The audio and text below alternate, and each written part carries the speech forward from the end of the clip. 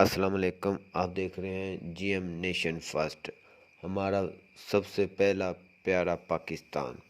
तो जैसे पीटीआई के रहनुमा पीटीआई को छोड़कर जा रहे हैं, और जैसे शीरी मज़ारी और असद उमर के साथ जेल में क्या सलूक हुआ और कैसा सलूक हुआ, पुलिस वालों ने क्या सलूक उनके साथ किया, और शहबाज गिल की ज़ुबानी सुनते हैं।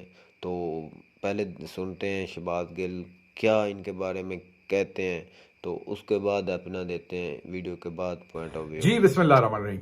आज की इस वीडियो में हम डिस्कस करेंगे कि इस वक्त वतन अजीज के अंदर ये जो आप डिफरेंट प्रेस कॉन्फ्रेंसेस देख रहे हैं कि फलाने पार्टी छोड़ दी, फलाने पार्टी छोड़ दी, जैसे कि शीरी मज़ारी साहबा की प्रेस कॉन्फ्रेंस आई, शाह साहब को रिलीज करने के फौरन बाद गिरफ्तार कर लिया गया। ये सब कुछ क्या हो रहा है, इसके पीछे क्या, what is the method behind this madness, क्यों किया जा रहा है, इसका मकसद क्या है, इससे हासिल क्या करना है। उसके अलावा डिस्कस करेंगे कि इस टाइम असद उमर साहब कहां हैं, किस हाल में हैं, इमरान रियाज कहां हैं, वो किस हाल में हैं, और बहुत सारे दूसरे अकाबरीन जो है पाकिस्तान तहरीक इंसाफ के, वो कहां हैं, और ये ओवरऑल गेम प्लान इस टाइम है क्या इस पीडीएम के टोले का। सबसे पहले तो मैं आपको शीरी मज़ारी साहबा के बारे में बताता चलूं कि शीरी मज़ारी साहबा जो हैं उन्हें उनके लिए सबसे ज्यादा मुश्किल की सिचुएशन ये बनी कि आप सबको पता है कि वो, उनकी उम्र क्या है, ये मुझे बताने की जरूरत नहीं है। वो बीमार थी इससे पहले भी। उन्हें जब जेल लेके गए तो पहली रात ही ऊपर से ऑर्डर्स आए। ऊपर से ऑर्डर डेफिनेटली शहबाज शरीफ से कम के तो नहीं होंगे। वो ऑर्डर्स आए कि उन्हें जेल के अंदर किसी किस्म का कोई तकिया, किसी किस्म की चटाई, चादर, कोई चीज ना दी जाए। वो जो एक सीमेंट का फर्श है जिसके ऊपर अक्सर कीड़े मकोड़े होते हैं, मैंने वो सेल्स देखे हुए हैं, उसके अंदर नंगे फर्श के ऊपर उन्हें लटाया जाए। और वो ज्यादा टाइम खड़ी रही उस रात क्योंकि उनके पास कोई चीज नहीं थी लेटने को वहां पर।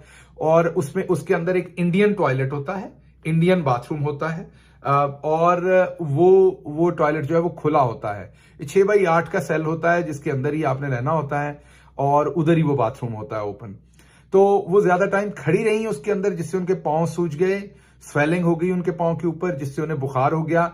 तो जब वो दूसरी दफा पकड़ी गई, तीसरी दफा पकड़ी गई, चौथी दफा पकड़ी गई, तो हर दफा उनकी तबीयत बहुत सख्त खराब थी।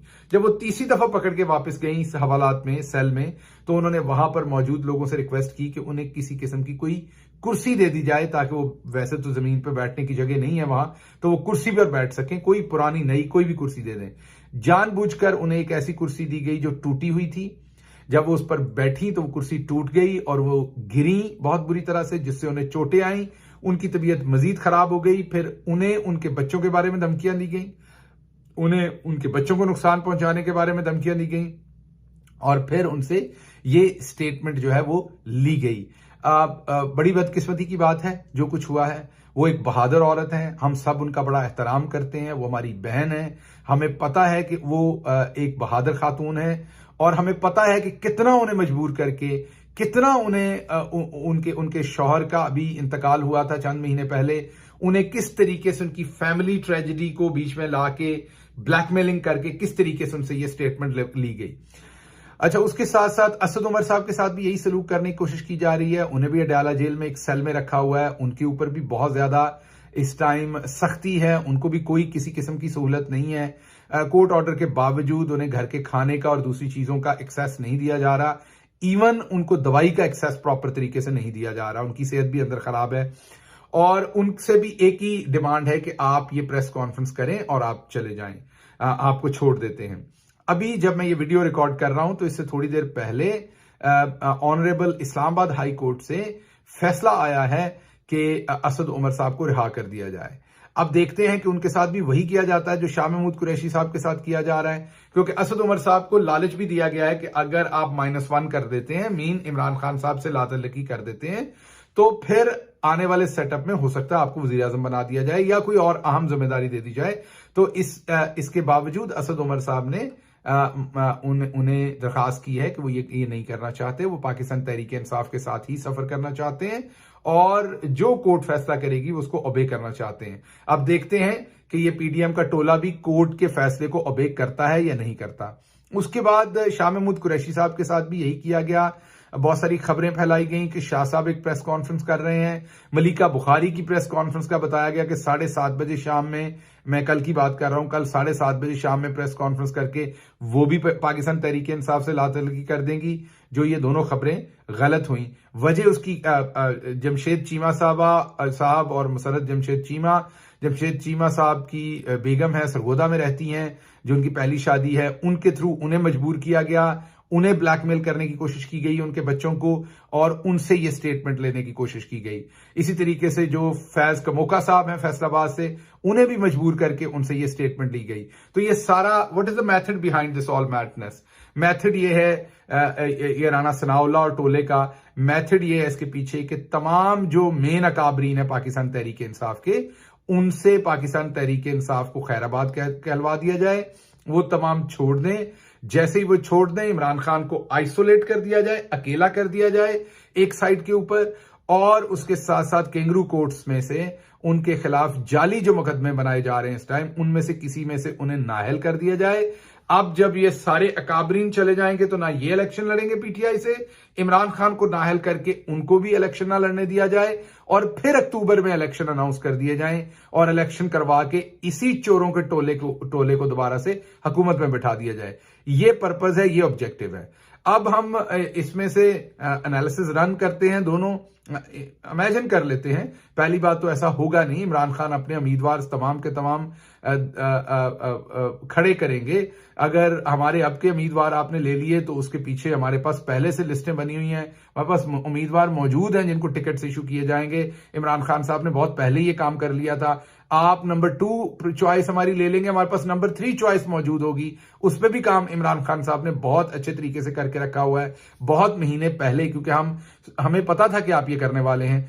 तो जो भी सिचुएशन होगी, आप हमारी पार्टी बैन करेंगे, आजाद लोग लड़ेंगे, और इमरान खान की उनको जब पीछे से सपोर्ट होगी, तो आप ये देखेंगे कि वोट अवाम ने, जिनके ऊपर आप जुल्म कर रहे हैं, सितम कर रहे हैं, औरतों को बेआबरू कर रहे हैं आप लोग इस टाइम, उनकी तहकीर कर रहे हैं, वो तमाम लोगों ने, अब अगर कोई कम बोल रहा है तो उन्होंने वोट के टाइम पे ठप्पा लगाते हुए बड़े जोरों शोर से बोलना है। लेकिन हम एक दफा अज्यूम कर लेते हैं, कि आप एक मिनट के लिए इमेजिन कर लेते हैं कि आप ये कर लेंगे, आप ये इलेक्शन धांधली करके, अपनी मर्जी के रिजल्ट्स लाके, सब कुछ करके, तो फिर आप क्या कर लेंगे? क्या ये चोर मुल्क चला लेंगे? नहीं, ये नहीं चला सकेंगे। इन चोरों से मुल्क नहीं चलेगा, मुल्क और ज्यादा नीचे जाएगा। आज की खबरें क्या है? आज की एक खबर है कि हमारी करेंसी जो है वो इस टाइम श्रीलंका, जो बैंक डिफॉल्ट कर चुका है, उससे भी बदतर इस टाइम परफॉर्म कर रही है।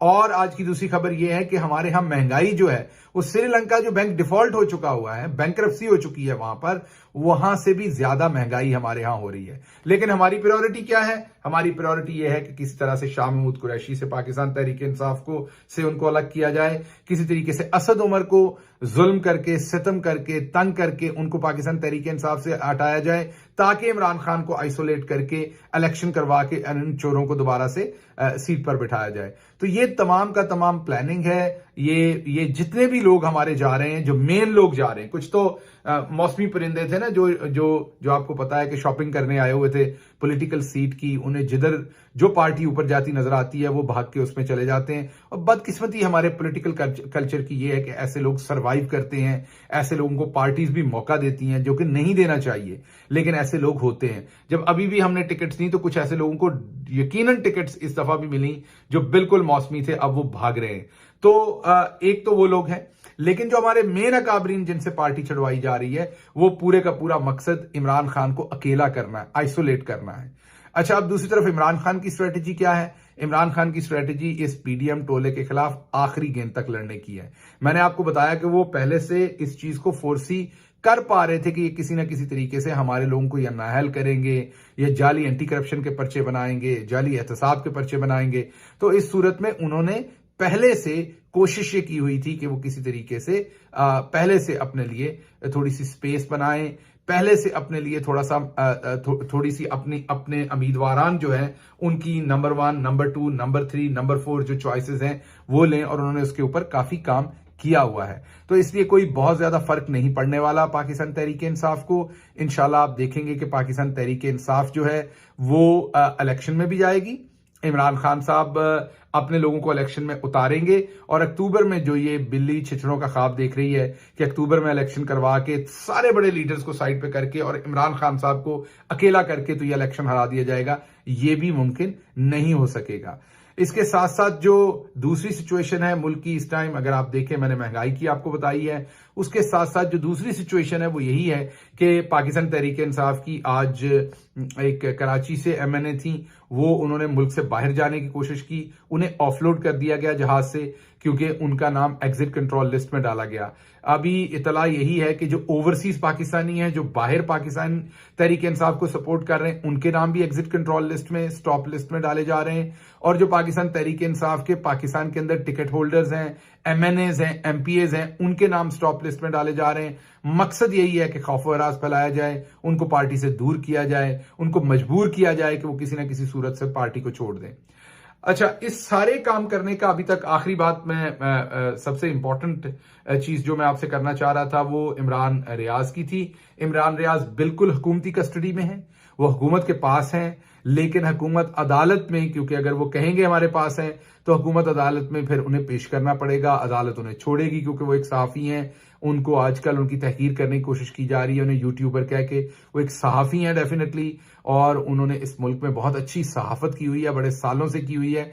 तो उनको इस टाइम बेसिकली एक ऐसे तरीके से रखा गया है जो कंप्लीटली इलीगल है, अनडॉक्यूमेंटेड है। जिनसे मेरी बात हुई है उन्होंने कहा है कि उन्होंने इमरान रियाज को देखा है, उनकी उनसे मुलाकात हुई है, वो ठीक है। उनके ऊपर उन्हें नहीं पता कि पहले तशद्दुद किया गया है कि नहीं, लेकिन अभी का वो बता रहे हैं जब उन्होंने देखा है कि वो ठीक है, he's alive, he's in I don't know if he's in good shape or not, but वो ठीक है। उनके ऊपर इस टाइम उनको कोई बहुत ज्यादा तशद्दुद की सिचुएशन नजर नहीं आई। पहले किया हो क्योंकि अब वो बहुत दिनों से डिटेंशन में है तो पता नहीं, लेकिन इस टाइम वो बिल्कुल हुकूमत की तहवील में है मेरे उस दोस्त के मुताबिक जिनसे मेरी बात हुई है। और हुकूमत जानबूझ के अदालत में नहीं बता रही, क्योंकि अगर अदालत में बताएगी तो फिर उन्हें प्रोड्यूस करना पड़ेगा इमरान रियाज को। पर्पज यही है कि सारे सहाफी भी डर जाएं इस तरह डिटेन रखने से, और दूसरी तरफ से सियासतदानों को बार बार जिसको छोड़ा जाता है उसको साथ ही पकड़ लिया जाता है। अदालत छोड़ती है, ये साथ ही पकड़ लेते हैं। अदालतें भी इस टाइम आपको पता है कि भरपूर प्रेशर में है, और इसी वजह से अदालतें जो है वो कुछ सख्त फैसला नहीं कर रही। अगर अदालत सख्त फैसला करे तौहीन अदालत के फैसले में, क्योंकि 14 मई को इलेक्शन होना था, इलेक्शन करवाने की बजाय जो कुछ सब कुछ करवाया गया वो आपके सामने है।